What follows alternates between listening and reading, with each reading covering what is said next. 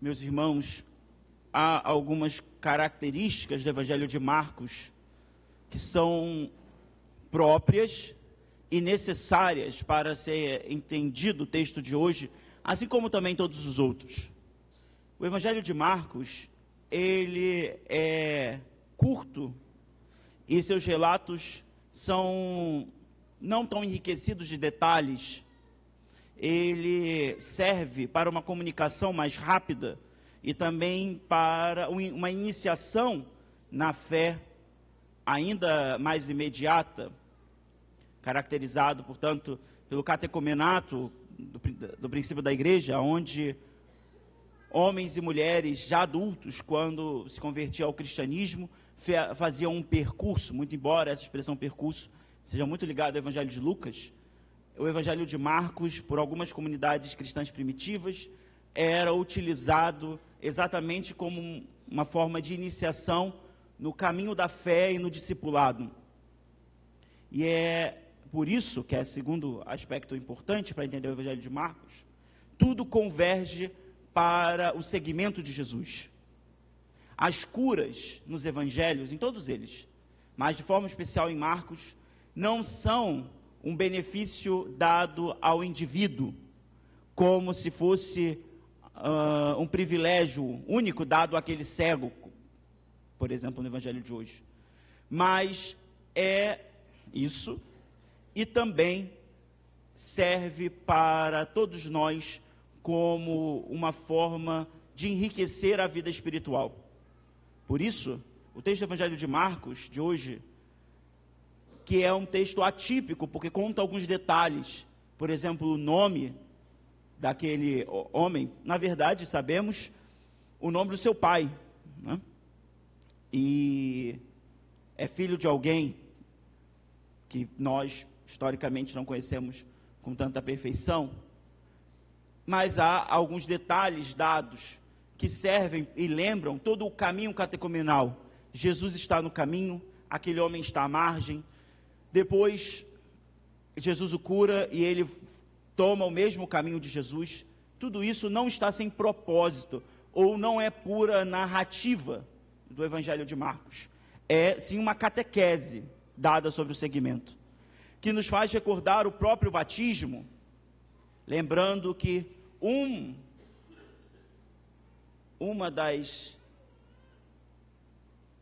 formas de castigo, ou um castigo, um supremo castigo que nós recebemos com o pecado original, vocês sabem qual é? Morrer, mais ou menos. Trabalhar, alguns vão dizer, é um supremo castigo. Não bem isso. Foi perder a visão beatífica, a visão de Deus, de estar em plena comunhão com Deus. Esse foi o castigo mais doloroso, se vocês lembram o livro do Gênesis, usando uma imagem, o autor sagrado fala que Deus e o homem caminhavam no jardim e conversavam, numa relação de amizade. Com o pecado original, nós nos tornamos inimigos de Deus. Essa é como se fala na teologia clássica. O pecado nos torna inimigos de Deus. Por isso é tão grave o pecado. Daí também nós perdermos a visão beatífica, a visão da glória, a visão de Deus. E por isso, Santo Tomás de Aquino, na sua oração para o estudo, Criador inefável, é uma oração bastante bonita, que tem muita dificuldade do estudo, todo mundo tem, né? Mas quem tem dificuldade de se concentrar, deve rezar essa oração. Diz que pede a luz de Deus para que ilumine duas coisas no homem. Duas coisas. Duas trevas no homem. O pecado e a ignorância. Santo Tomás diz que é pela luz de Deus que nós precisamos ser livres, deve ser dissipada as trevas do pecado e da ignorância. A ignorância aqui é a falta de conhecimento, né? E é exatamente por uma ação da graça que nós, cegos por causa do pecado, isso é tão verdade, se eu e você olharmos a nossa própria vida e percebermos quantas vezes deixamos de confessar, ficamos tanto tempo sem confessar, e se deixamos o pecado enraizar em nós, nós ficamos cegos para enxergar as coisas de Deus.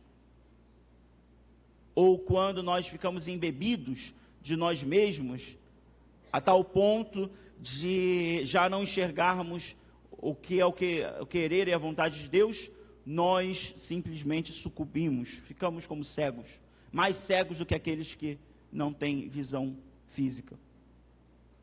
Por isso, a ação da graça deve irromper na cegueira da ignorância e do pecado, como diria Santo Tomás. Tudo isso convergindo para a leitura de hoje. Aquele homem, Bartimeu, o filho de Timeu, que só sabemos disso, que era mendigo e cego. São duas coisas que a gente pode aproximar, mas não necessariamente uma está ligada à outra. Mas também isso no Evangelho de Marcos tem um sentido. O cego pelo pecado, como acabei de dizer, e o mendigo. Nós, pelo pecado, também nos tornamos mendicantes. Isso é muito verdade.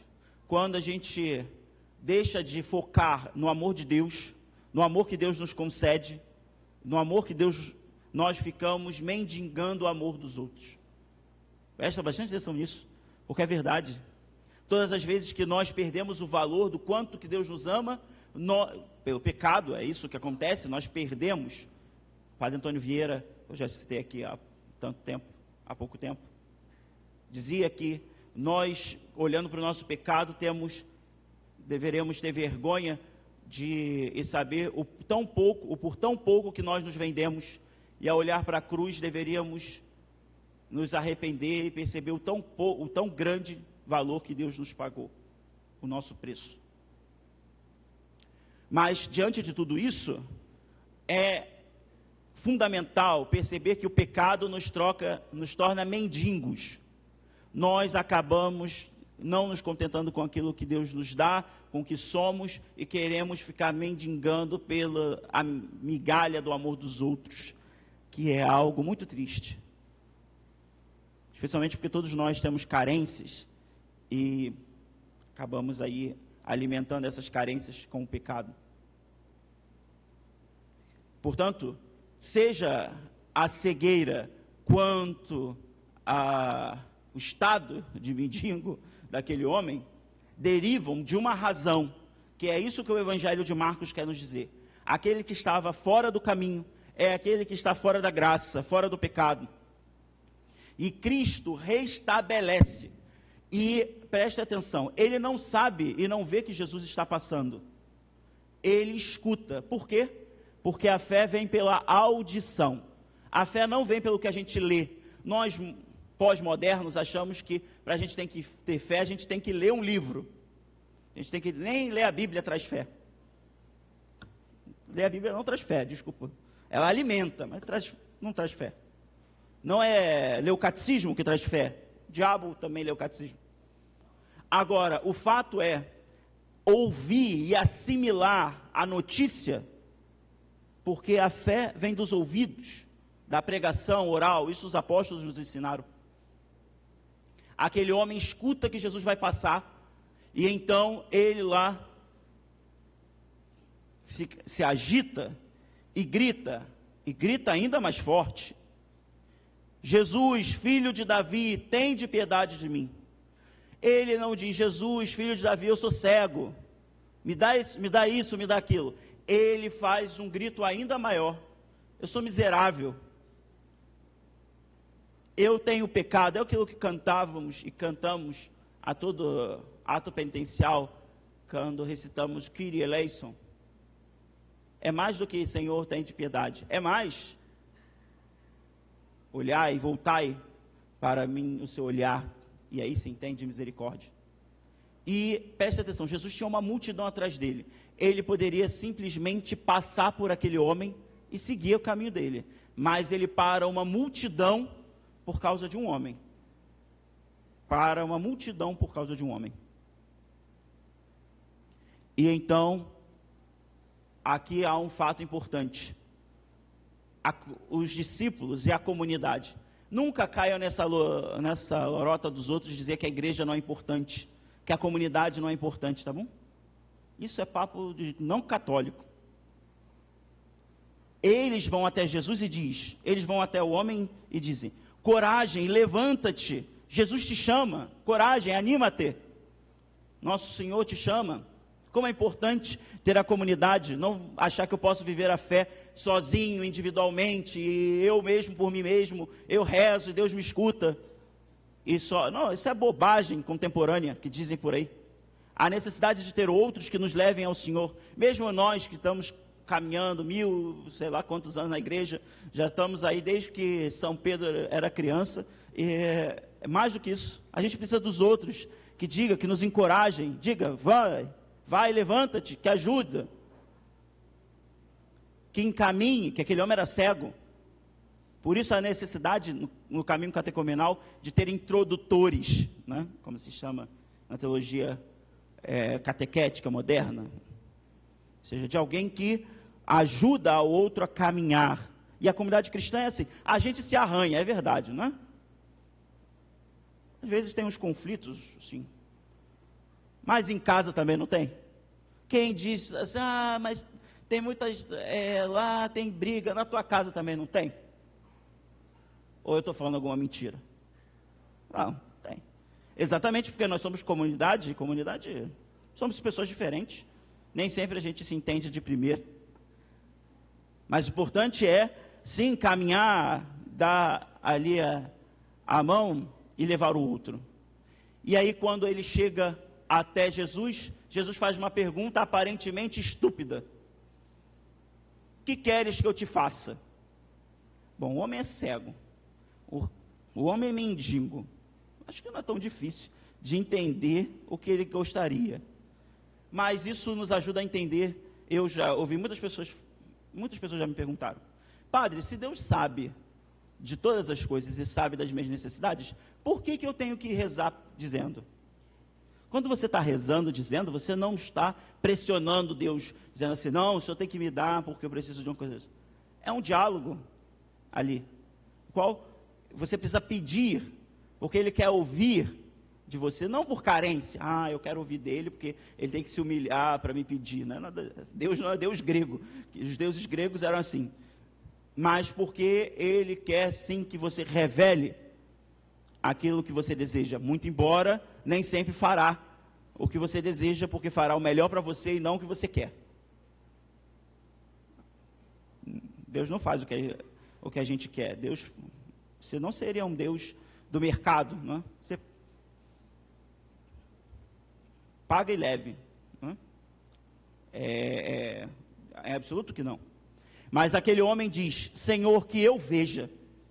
Esse veja não é a sua capacidade de enxergar, de ver com os olhos, é algo muito mais profundo. Eu queria contar uma historinha, mas não é historinha no sentido de que não existiu, mas eu tenho testemunhas. Corália está ali, ela foi comigo, Dona Neuza, deve estar aí por algum lugar. Eu fui visitar, há um pouco mais de um mês, uma senhora acamada, que queria ver o padre, receber os sacramentos, porque tinha caído e quebrado o fêmur. Situação grave, uma senhora dos seus 70 e tantos anos, daí fomos nós. Lembra, Corália? Né? E quando lá cheguei, por aqui, paroquiana, não é um lugar muito longe, mas por aqui. Quando lá cheguei, uma casa muito simples, humilde, uma família como todas as outras, com as suas complexidades, para dizer o mínimo. E fui lá visitar ela, vive ela e o marido, e agora não vive mais ninguém da família, porque tiveram problemas. Ela acamada e o marido cego. Quando lá cheguei, ela chorou e o marido estava ainda em outro quarto. Mas conversando, acalmando ela chorando ainda um pouco, ela falou assim, padre, o que me angustia é que eu não posso cuidar do velho. Não sou eu que estou dizendo, né? Ela que disse. Cuidar do velho porque ele está cego e tudo mais. Aí começou a chorar mais. Daí veio o senhorzinho se escorando, consegue andar e tudo. E lá ele veio, pela minha voz veio, me abraçou, chorou. E quando se acalmou um pouco, bem disse: ah, padre, eu não consigo cuidar dela. A primeira lição que eu lá tive, eu saí de lá com lágrimas nos olhos, e impressionado, numa casa muito pobre, mas a única preocupação era um cuidar do outro. Como é bonito ver que ainda é possível. Eu fiz um casamento ontem, contei sobre isso. Sem eles estarem juntos, sem combinarem, a única preocupação era um cuidar do outro. E lá eu dei os sacramentos para os dois, botei ele sentado ao lado da cama, ele foi fazer carinho nela, só que, tadinho, foi fazer carinho no lugar onde ela se tinha dor, ela deu um grito. E aí, conversa vai, conversa vem, e fomos conversando e tal. Eles perguntaram se eu conhecia o padre do casamento deles, mas eles casaram há mais de 50 anos atrás, então.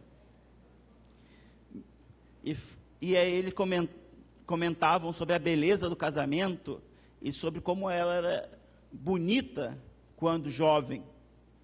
E ele parou e me disse: padre, ela era, quando entrou na igreja, uma atriz de novela. Parou Realengo. Ali é a Nossa Senhora da Conceição. Falou o nome do padre que eu nem sei mais. Deve ter sido o padre Miguel, né?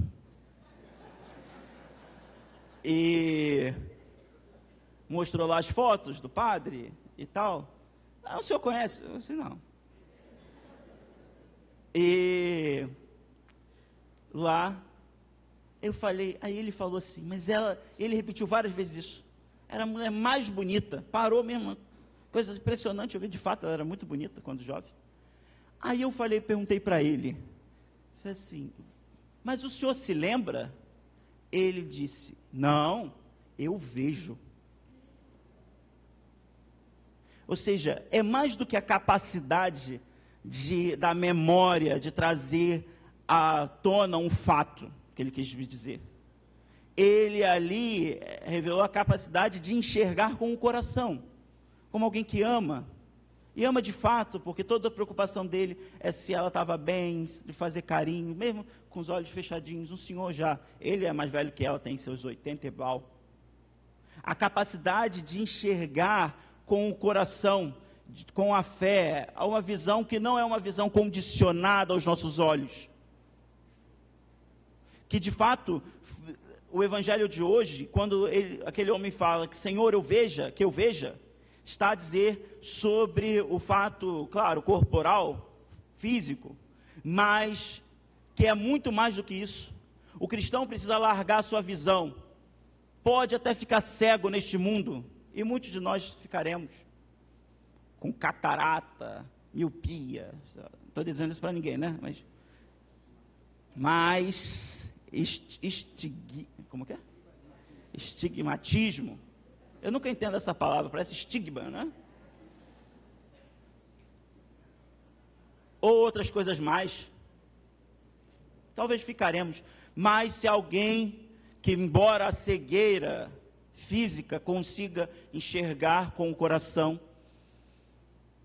esse homem, que homem extraordinário aquele, consegue conservar diante da sua visão o amor de sua vida.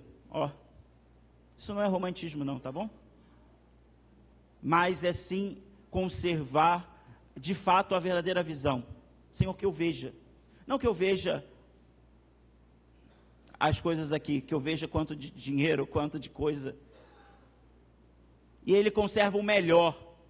Ele já tem mais de 70, ele tem mais de 80, ela mais de 70.